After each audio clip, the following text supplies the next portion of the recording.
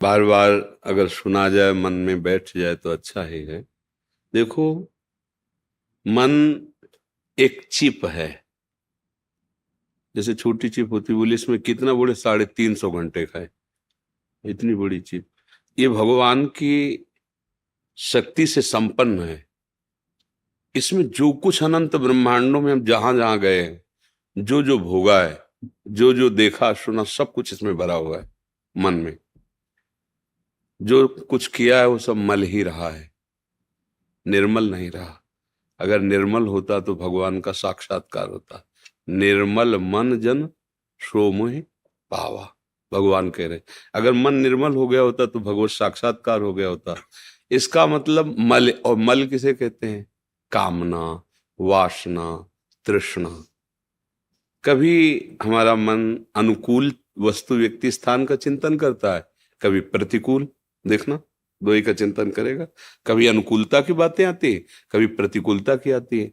अच्छा, जब हम विषयों का भोग कर रहे होते हैं तो वो बिल्कुल शांत होकर कवर कर रहा होता है। मन पूरा वीडियो बन रहा है उसका, अपने को पता नहीं चल रहा है। जैसे सीसी कैमरा नहीं, वो पूरा बन रहा है, भर रहा है उसमें। लेकिन जब हम नाम जप कर रहे होते तो वो डिलीट हो रहा होता है। अब वो डिलीट होने वाले जितने सब मैसेज हैं वो सामने आते हैं। ये अब जैसे करोड़ बार हमने काम चिंतन करके काम क्रिया की है, तो करोड़ बार वही बात भरी है। अब नाम जप कर रहे हैं, वो डिलीट हुआ, फिर वही बात, फिर डिलीट हुआ, फिर वही बात। तो अपने को लगता है यार क्या सालों से वही भजन, वही काम वेदना, वही नहीं, वो डिलीट हो रहा है। धैर्य पूर्वक, इसमें बहुत विवेक की और धैर्य की आवश्यकता है। अच्छा, जब वो पकड़ रहा था तो वो हर्षित था, सुख का अनुभव कर रहा था, भोगों के सुख में। अब जब निकल रहा है तो अब उसे अच्छा नहीं लग रहा, क्योंकि उसका स्वभाव वही बन गया है, उसका चिंतन करना। उसका देखो, अभी आपको कहा जाए 3 घंटे बैठ करके आप सत्संग सुनिए, तो आप देखो 3 घंटे में कितनी हरकत करते हैं आपके मन और इंद्रियां। और फिल्म आपकी जो मन पसंद उसको लगा लीजिए, बिल्कुल हरकत नहीं होगी। अगर कोई विक्षेप पहुंचाएगा तो चुप रहे यार। 3 घंटे कब निकल गए आपको पता नहीं चलेगा। अपने मनोनुकूल भोग मिलने पर मन को कोई विक्षेप नहीं पैदा करता। उस समय आप ये नहीं देख पाएंगे कि मन कहीं भाग कर गया था, पूरा पर्दे पे लगा रहेगा। जरा सा विक्षेप होगा तो शोरगुल मच जाएगा, नहीं नहीं। और भजन में, भगवत चर्चा में, शास्त्र स्वाध्याय में ये नहीं लगेगा। क्यों? इसका अभ्यास गलत हो गया है। जब आप भजन में लगते हैं, अनचाहे ढंग की बातें आती हैं मन में, तो बिल्कुल निश्चिंत रहिए, वो डिलीट हो रही है। पकड़ना नहीं। जैसे आपके सामने उसने पेश किया पूर्व का भोगा हुआ विषय और भोगने की सुख वृत्ति, और उसका आप उसमें डूबिए नहीं, काटिए।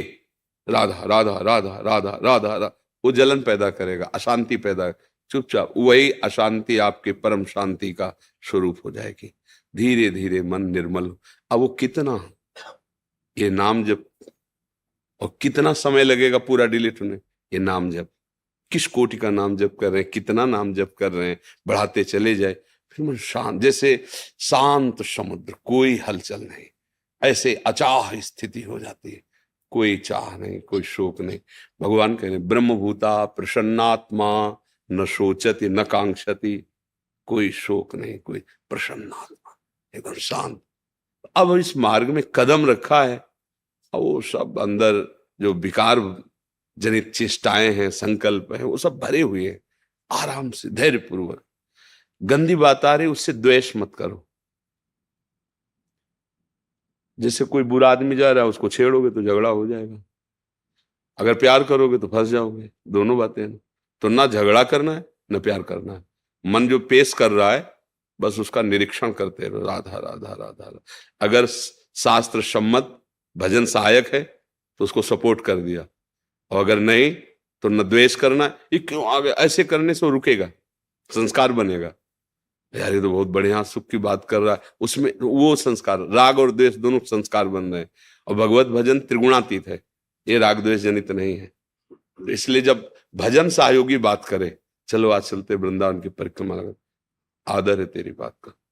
बिल्कुल मैं समर्थन करता हूं, अवश्य चलूंगा वृंदावन। आज ऐसा जो भागवतिक है धर्म, उस पे तो सपोर्ट कर दो, जब अधर्म के लिए कहे तुम, चाहे तू जलाए चाहे तू मार डाले, मैं ऐसा नहीं करूंगा, वो धीरे धीरे शांत हो जाएगा। बिल्कुल इसमें क्या उकताया हुआ पुरुष, घबराहट वाला, ऐसा नहीं। ये बहुत बहादुरी का मार्ग है, धैर्यपूर्वक। कैसी भी सीन सामने ला रहा है, कैसी भी परिस्थिति आ रही, विचलित नहीं होना, शांत गंभीर, और अपनी बात किसी से कहना नहीं। कहने से उसकी सत्ता प्रकट हो जाती है। ये जैसे मुझे बहुत काम सताता है यार, बहुत मुझे गुस्सा आता, उसकी सत्ता प्रकट कर रहे हैं, और भगवान कह रहे हैं कि ये असत है। आगमा पाइनु अनित्यास तास तितिक्षस्व भारत, इनको सहो हे अर्जुन, ये आने जाने वाले हैं, ये नित्य नहीं है, ये अनित्य है। तास तितिक्षस्व भारत, सह जाओ, शांत हो जाएंगे, सहने से शांत हो जाते हैं। अच्छा, नाम जप कर रहे हो, प्रभु की शरण में हो, वो देख ही रहे अंदर की बात, वो संभाल देंगे। रहीमन मन की मन व्यथा, रखिए मन में गोए, सुन इठ लई हैं लोग सब, बाट न ली है को। एक एक शब्द पर ध्यान दो। रहीमदास जी कहते हैं कि मन की जो व्यथा है वो किसी से मत कहो, क्योंकि उसकी सत्ता दृढ़ हो रही, सामने वाला सुधार कर नहीं सकता। अगर आपको जान लेना कि आप यहां से कमजोर हो, वहीं प्रहार करना चाहेगा, चाहे कितना बड़ा मित्र हो। अपनी कमजोरी प्रस्तुत नहीं करनी, ना मन के सामने और ना किसी जन के सामने। मन जो हरकत कर रहा है वो भगवान देख रहे हैं, नाम जब चल रहा है वो संभालेंगे, वो सब डिलीट हो जाएगा, निर्मल मन हो जाएगा, धैर्य पूर्वक चला जाता है। पर ये धैर्य तभी रहेगा जब सत्संग सुनते रहोगे। रोज नया उत्साह बढ़ता है सत्संग सुनने से। मतलब एक ही बात को लाख बार सुने तो ऐसा लगता है नवम नवम, ये ऐसा लगता है ये तो पहली बार बात सुना। सत्संग का ऐसा रस होता है कि बार बार वही बात सुनने पर भी एक नया नया रस जान पड़ता है, और अपने हृदय में एक उमंग पैदा होती है भगवत मार्ग की, भगवत प्राप्ति की। समझ में आ रहा है? कोई प्रश्न इस पे? उदय सिंह